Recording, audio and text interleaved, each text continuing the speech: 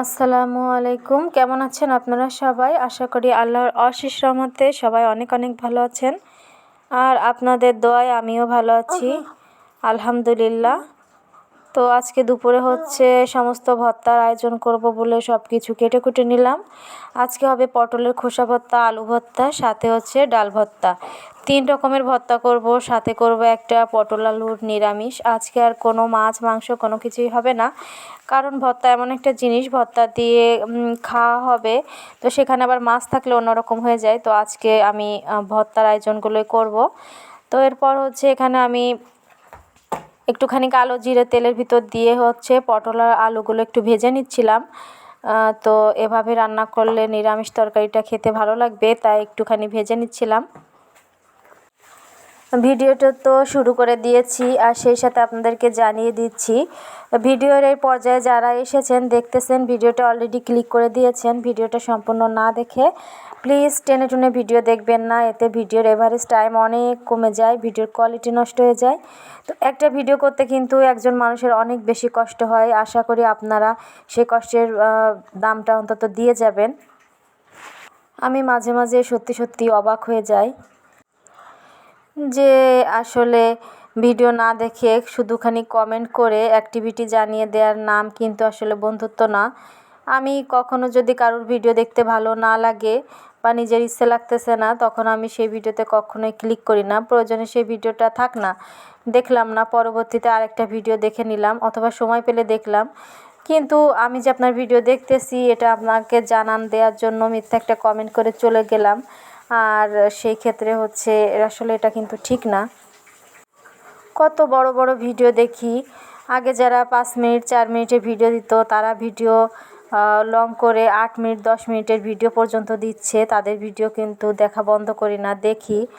তারপর হচ্ছে কুকিং চ্যানেলে 15-20 মিনিটে আসলে কি ভিডিও দেয় মানুষ জানি না, তারপরেও কিন্তু সেই ভিডিওগুলো ফুল ওয়াচ করে দেই। সিম্পল একটা রান্না, সেই রান্নাকে টেনে টুনে বলতে ভিডিওটা এত বেশি বড় লং করে, 15 মিনিট 16 মিনিট করে, তারপরেও কিন্তু ধৈর্য সহকারে সেই ভিডিওগুলো দেখে দিই। সেখানে একটা ব্লগ ভিডিও দিই, ব্লগ ভিডিওর ভিতরে অনেক কিছু থাকে, তারপরও আপনাদের ভালো লাগে না ভিডিওগুলো দেখতে। এটা আসলে একটা কষ্টের বিষয়। যাই হোক, এটা নিয়ে অনেক আপুদের অনেক কমপ্লেন। তো এতে কারুর কিছুই হয় না, যারা টেনে টুনে দেখবে তারা দেখবে, যারা দেখবে না মিথ্যা কমেন্ট করবে তারা করবে, এটা তাদের অভ্যাস স্বভাব। কিন্তু যারা ভালোবেসে দেখে, পাশে আছে, থাকে, তো তাদেরকে তো অসংখ্য অসংখ্য ধন্যবাদ।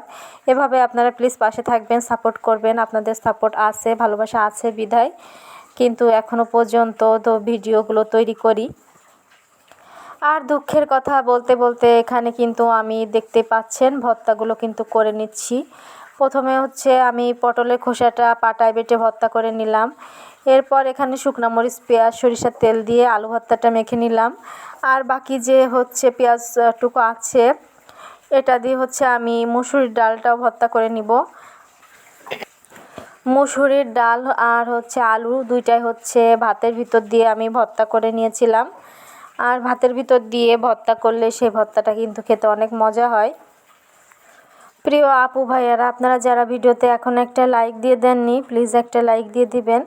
আজকে দুপুরে রান্নাবান্নার শেষে, রান্নাবান্নার সাথে বলতে হচ্ছে এই পরে আমি গতকাল রাতে খুব মজার একটা মিষ্টি বানিয়েছিলাম, সুজির মিষ্টি, সুজির রসে ভরা মিষ্টি। সেই মিষ্টিটির রেসিপিটা হচ্ছে আপনাদের সাথে একই সাথে শেয়ার করে দিব, আলাদা করে আর কোনো ভিডিও তৈরি করলাম না। ব্লগ ভিডিওর মাঝেই হচ্ছে আমি সেই মিষ্টির রেসিপিটি আপনাদের সাথে শেয়ার করব। আপনারাও চাইলে কিন্তু কম খরচে কম উপকরণে খুব সুস্বাদু আর মজাদার মিষ্টি বানিয়ে বাসায় খেতে পারেন। তো এই যে আমার ভর্তাগুলো অলরেডি হয়ে গিয়েছে, সেই সাথে কিন্তু আমার নিরামিষ যে তরকারিটা সেটাও কিন্তু হয়ে গিয়েছে। তো এরপর চলে আসলাম সেই সুজির মিষ্টিটি বানানোর জন্য। এখানে আমি পরিমাণ মতো একটু তেল দিয়ে এখানে দিয়ে দিলাম কিছু পরিমাণে সুজি, আর এই সুজিটা কিন্তু খুব ভালো করে তেলের সাথে নেড়ে চেড়ে নিব। দেখা যায় যে আমার ছেলেটা হচ্ছে মিষ্টি খেতে খুবই ভালোবাসে, মিষ্টি জিনিস খেতে, কিন্তু ছোট বাচ্চার জন্য তো আসলে দোকানে গিয়ে একটা দুইটা মিষ্টি তো কেনা যায় না। 300-400 টাকা মিষ্টির কেজি, সেখানে হচ্ছে ওইভাবে হচ্ছে কিনে আসলে মিষ্টি খাওয়া আমাদের হয় না, কারণ আমরা মধ্যবিত্ত।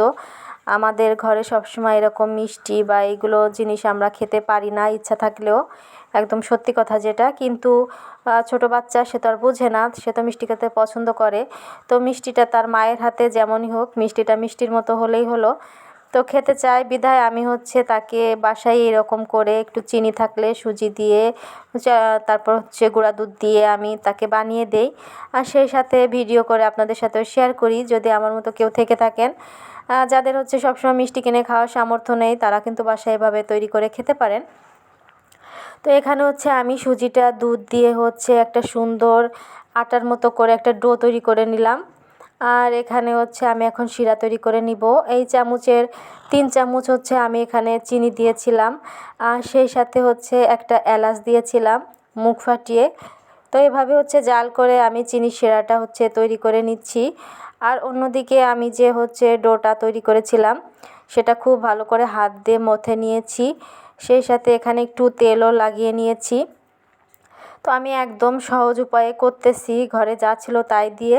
চাইলে এখানে আরেকটু মজা করে করা যেত, এখানে গুঁড়া দুধ ব্যবহার করা যেত, অন্যান্য সময় কিন্তু করে থাকি। তো আজকে একদম ধানাই পানাই করে হচ্ছে করতেছিলাম। তো এখানে হচ্ছে আমি শেপ দিয়ে নিচ্ছি। এই মিষ্টিটাকে হচ্ছে সুজির রস বড়া বলা হয়, অথবা সুজির পিঠা যে যাই বলুন। এখানে আমি 2 ধরনের শেপ দিয়ে নিয়েছি। আর এখানে কিন্তু তেলের পরিবর্তে চাইলে ঘিউ ব্যবহার করতে পারবেন, সেটাতে অনেক বেশি স্বাদ হবে। তো এখন হচ্ছে মিষ্টিগুলো ভেজে নেওয়ার পালা। এখানে আমি পরিমাণ মতো তেল দিয়ে নিলাম, আর তেলটা একদম অল্প গরম থাকতেই হচ্ছে এখানে আমি সুজির যে শেপ দিয়ে মিষ্টিগুলো বানিয়ে রেখেছি, তো সেগুলো হচ্ছে একে একে দিয়ে নিচ্ছি। আর এই কাজটা কিন্তু খুব সাবধানে করতে হবে এখানে যে ভাজাভাজির কাজটা, কারণ তা না হলে কিন্তু যেহেতু দুধ আর সুজির একটা মিশ্রণ, তাই এখানে খুলে যায়, ভেঙে একদম তেলের সাথে মিশে যেতে পারে।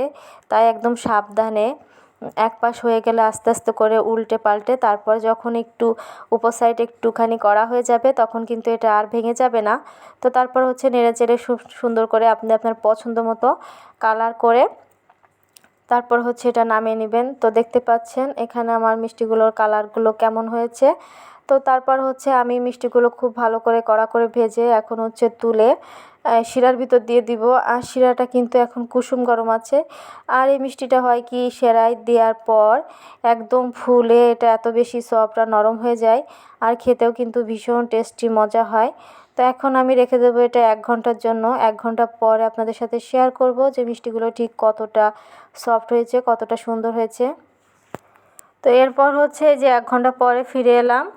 তো এখন হচ্ছে আমার ছেলেকে একটু খাওয়াবো। তো দেখতেই পাচ্ছেন ফুলে এখন কিন্তু কালারটা একটু চেঞ্জ হয়ে গেছে একটু। তো এখন হচ্ছে যে উঠিয়ে নিলাম, আর এটা অনেক বেশি সফট এবং খেতেও কিন্তু ভীষণ স্বাদ। যেহেতু সুজিটা হচ্ছে দুধ দিয়ে খুব ভালো করে সুন্দর করে আমি হচ্ছে করে নিয়েছিলাম, এজন্য কিন্তু এতে কোনো রকম কোনো গন্ধ নেই, এবং সুজিটা ভেজেও নিয়েছিলাম। এটা জাস্ট খেতে অসাধারণ একটা মিষ্টি। আর চিনি যে শিরাটা তৈরি করেছিলাম সেটাও অনেক বেশি স্বাদের। দেখতেই পাচ্ছেন ভিতরটা কিন্তু একদম সাদা, আর তারপর উপরটা একটু কালার হয়েছে।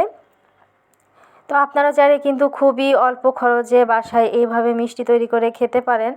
আশা করি যে আপনার 100%-এর ভিতর 80% আপনি স্যাক্রিফাইস হবেন এভাবে মিষ্টি তৈরি করে খেলে। তো ভিডিওটি এই পর্যন্ত। সবাই ভালো থাকবেন, সুস্থ থাকবেন, দেখা হবে নতুন কোনো ভিডিও নিয়ে। এই পর্যন্ত যারা ধৈর্য সহকারে আমার সাথেই ছিলেন সবাইকে জানাই অসংখ্য অসংখ্য ধন্যবাদ। এভাবে প্লিজ পাশে থেকে সাপোর্ট করবেন। আল্লাহ হাফেজ।